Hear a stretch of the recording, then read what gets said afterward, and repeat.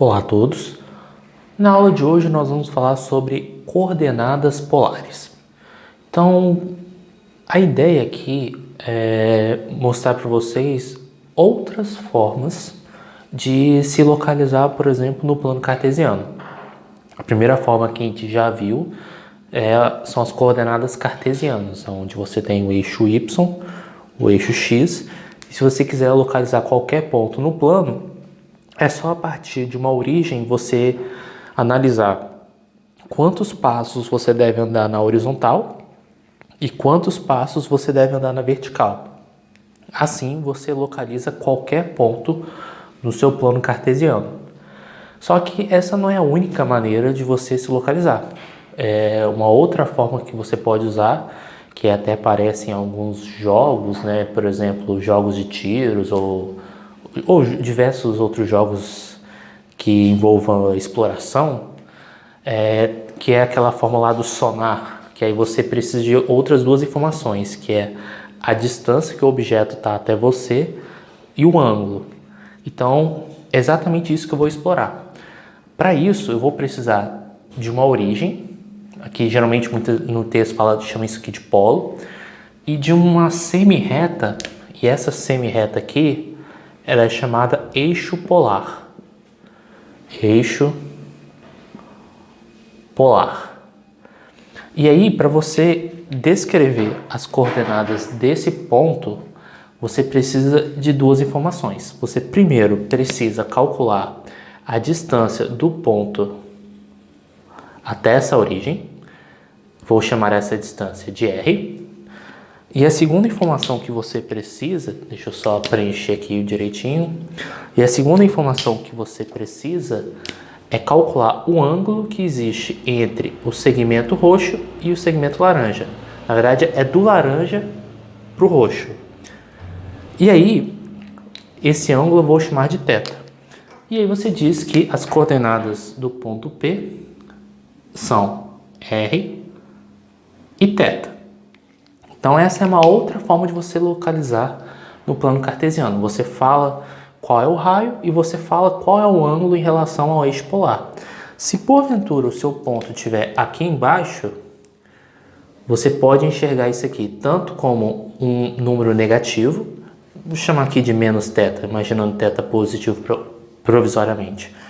Ou ainda você poderia enxergar descrever o θ usando este ângulo aqui também, que chamarei de alfa.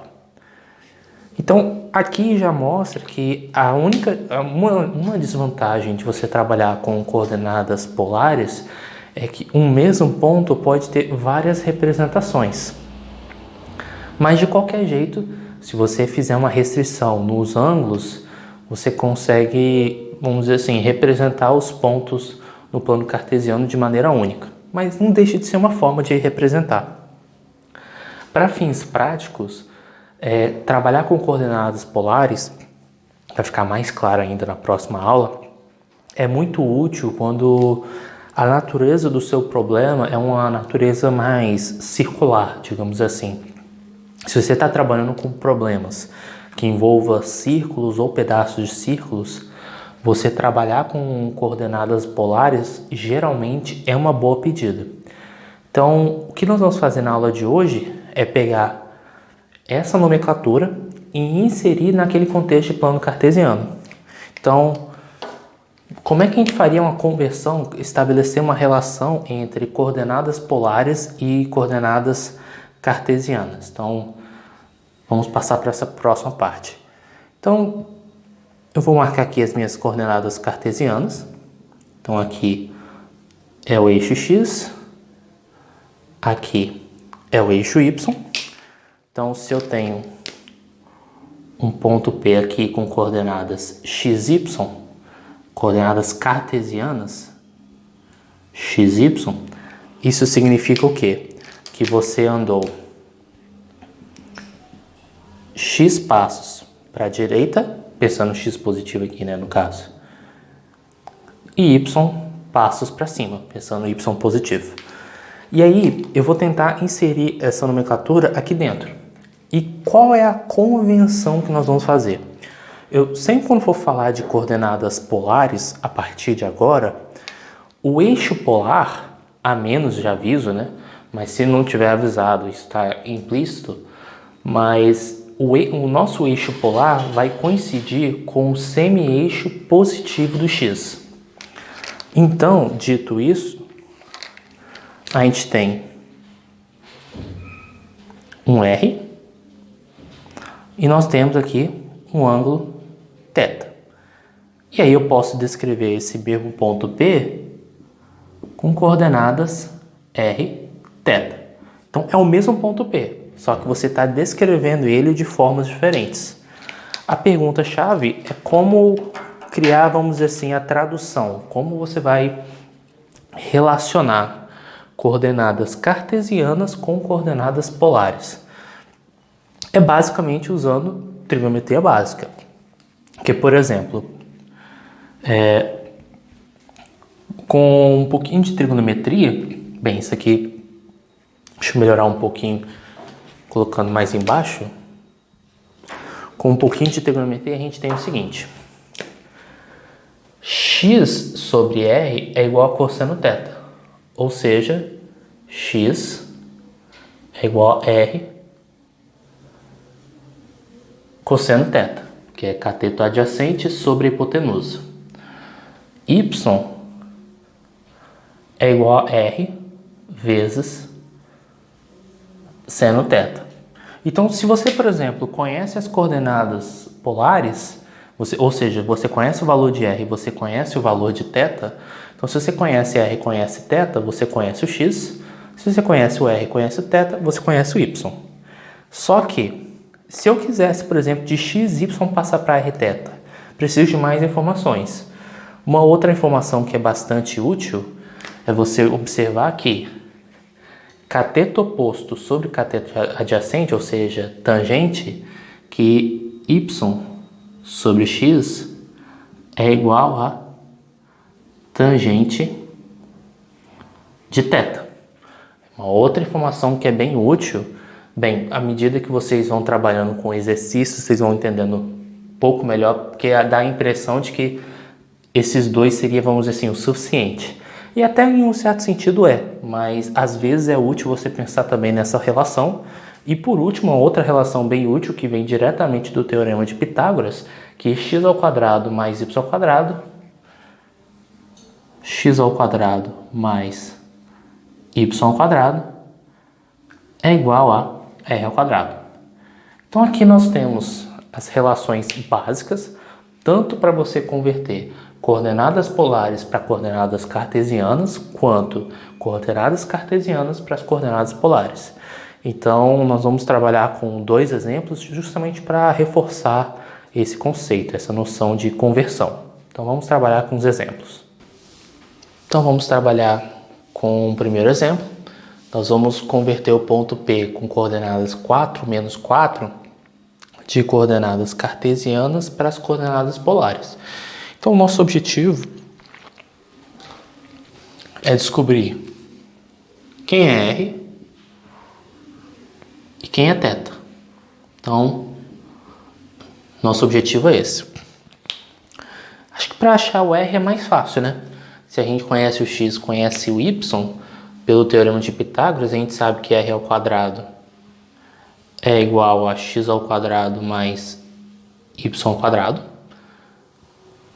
Isso é equivalente a dizer que r ao quadrado é igual a 16 mais 16, que é equivalente a dizer que r ao quadrado é a mesma coisa que 2 vezes 16, que é, bem, aqui já não é mais equivalente, mas isso vai implicar que r é igual a raiz de 2 vezes raiz de 16.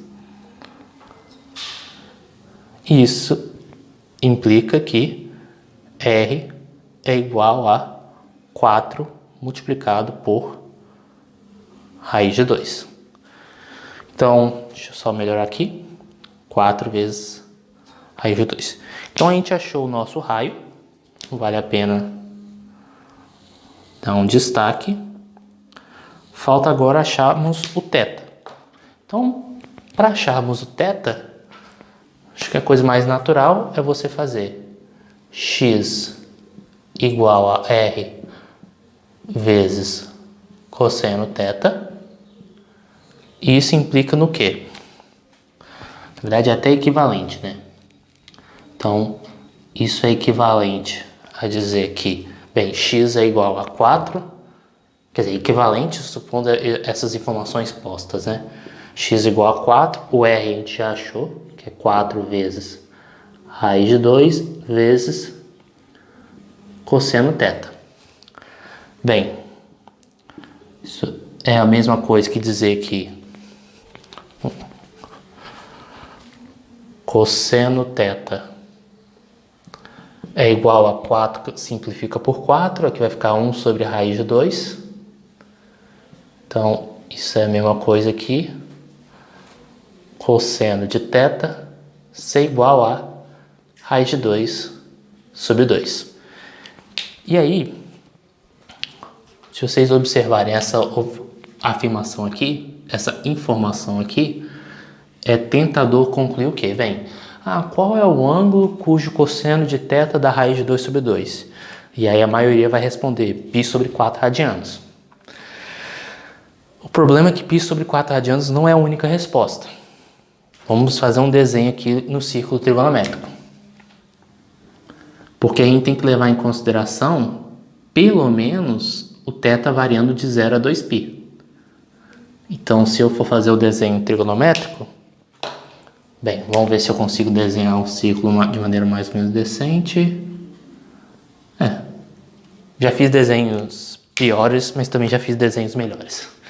Mas, se você for marcar o ângulo de π sobre 4, que é uma das suas respostas, um outro possível... Bem, o que seria o cosseno, né? O cosseno é você pegar, rodar 45 graus, né? Ou cosseno de 45 graus, rodar 45 graus, e você projetar aqui em x. Só que existe um outro ângulo que é válido também, que é este ângulo aqui de baixo, que poderia ser o menos 45 graus ou 2π menos 45 graus. Então, existem duas possíveis respostas para o nosso problema se você restringir o intervalo de 0 a 2π. Este ângulo azul ou este ângulo em roxo. E qual decidir? E aí, é por isso que nós precisamos também da informação do seno. O y igual a r vezes seno. Porque é graças ao y igual a r vezes seno que a gente vai poder escolher se o nosso θ é igual a azul ou se o nosso θ é igual a roxo. Se a gente, ao invés de trabalhar com duas contas, quisesse trabalhar com uma única conta, nós poderíamos desde o início trabalhar com y sobre x igual a tangente θ e lá a gente acha um único valor de θ, sem precisar desenvolver essas duas contas. Mas vamos continuar. Então a gente vai precisar do seno. Então a gente sabe que y é igual a r multiplicado por seno de θ. Então, como o nosso y é igual a menos 4, então aqui fica menos 4 igual a o r, que é 4 raiz de 2 seno de θ. Isolando o seno dessa expressão, nós vamos chegar... Bem, isso aqui é equivalente. Então, nós vamos chegar aqui, seno de θ é igual a menos raiz de 2 sobre 2. Se você junta agora aquelas duas informações de modo intermediário, o que você está falando? O seu x é positivo, o seu y é negativo. Para o ângulo de 45 graus, tanto o seno quanto o cosseno é positivo. Mas neste ângulo aqui, o cosseno é positivo, mas o seno é negativo. Então, quando você junta essas duas informações, você conclui que o seu ângulo θ é igual a este ângulo roxo. E como é que a gente mede esse ângulo roxo? A gente pode medir dando 2π, ou seja, uma volta completa, menos π sobre 4, que seria essa abertura aqui. Então, na hora que você executa essa conta, então vai ficar θ igual a, que vai ficar 8π sobre 4, 7π sobre 4. Então, 7π sobre 4. Então, esse é o resultado do nosso θ. Então, as coordenadas do ponto P, vou colocar aqui do lado. Então, o nosso P, ele tem raio igual a 4 vezes raiz de 2. 4 vezes raiz de 2. E o nosso θ é 7π sobre 4. Então, se você quiser converter coordenadas cartesianas para as coordenadas polares, o procedimento é basicamente esse. Agora, como seria você converter um ponto em coordenada polar para coordenadas cartesianas? É o nosso próximo exemplo. Então, bem, agora vamos pegar um ponto P com coordenadas polares e vamos converter para coordenadas cartesianas. Então, vale reforçar aqui que este cara aqui é o nosso R, esse camarada aqui é o nosso θ. Então, uma das relações que nós temos, deixa eu guardar aqui os meus pincéis, é que x é igual a R vezes cosseno θ. Bem, se você substituir as informações, você vai obter que x é igual a, quanto que mede R? 5. Cosseno de θ, ou seja, cosseno de π sobre 6. Então, coloca aqui. Cosseno de π sobre 6, que seria equivalente a 30 graus. Então, aqui x vai ser igual a... Aqui vai dar raiz de 3 sobre 2, então vai dar 5 multiplicado por raiz de 3 sobre 2. Então, aqui nós temos coordenada x. Não é muito difícil perceber o que eu vou fazer para encontrar a coordenada y, né? Então, para achar a coordenada y, a gente parte da relação que y é r seno de θ. Então, y é igual a 5 vezes seno de π sobre 6, que seria correspondente a 30 graus. Então, y é igual a 5 vezes 1 sobre 2. Ou seja, y é igual a 5 sobre 2. E aí, para concluirmos o nosso exercício, a gente diz que o nosso ponto P em questão, ele tem coordenadas x igual a 5 raiz de 3 sobre 2 e o nosso y com coordenadas 5 sobre 2. É basicamente isso, coordenadas polares. É claro que quando eu falo basicamente isso é da relação de você converter polares para cartesianas e cartesianas para as polares. O que nós vamos fazer na próxima aula é estudar um pouco como é que esboçaríamos, por exemplo, gráficos de funções do estilo rθ, ou seja, quando eu dou um valor de θ e tem um r correspondente, eu consigo desenhar gráficos, eu consigo desenhar lugares geométricos. E aí eu vou explicar um pouco mais como fazer isso para coordenadas polares e fazer alguns exercícios traçando curvas usando esse novo conceito. Espero que tenha ficado claro como é que funciona essa conversão, qual é a ideia de coordenadas polares, e vale muito a pena estudar esse tópico, porque sempre quando você for trabalhar com... Sempre não, mas quando você for trabalhar com problemas de natureza circular, é uma boa pedida você pensar em coordenadas polares, porque com coordenadas polares fica mais fácil você trabalhar com fenômenos circulares, porque, por exemplo, você pode fixar o R variando θ. Agora, você criar esse mesmo movimento variando x, y, aí você acaba variando tanto x quanto y ao mesmo tempo. No círculo, não, porque aí o R fica fixo, mas o θ varia. Mas é basicamente isso. Espero ter contribuído e até a próxima.